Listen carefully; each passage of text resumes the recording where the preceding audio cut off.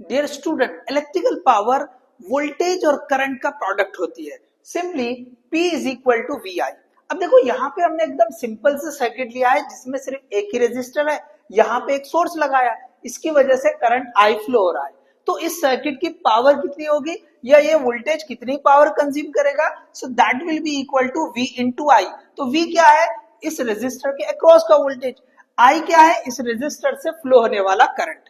तो अगर हम यहाँ पे ओम्स लॉ यूज करेंगे, ये जो वोल्टेज है V, इसके अक्रॉस का वोल्टेज, तो ओम्स लॉ के अकॉर्डिंग I इंटू आर होता है। तो इस V की जगह I इंटू आर लिख देंगे तो ये I स्क्वायर आर बन जाएगा। ठीक है, I R into I, so I square R बन जाएगा।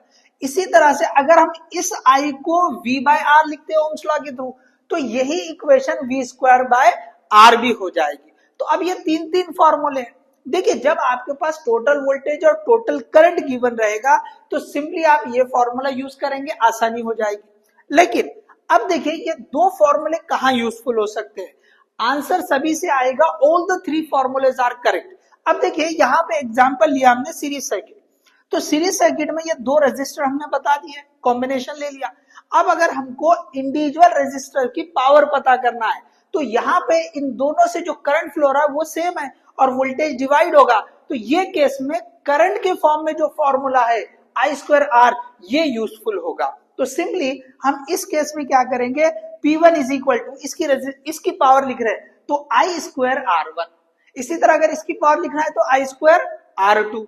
इसी तरह से अगर हम पैरेलल सर्किट देखेंगे तो इसमें क्या होता है, वोल्टेज सेम होता है। तो पैरेलल सर्किट में हम पावर का वो फॉर्मूला यूज करेंगे जिसमें वोल्टेज आ रहा है।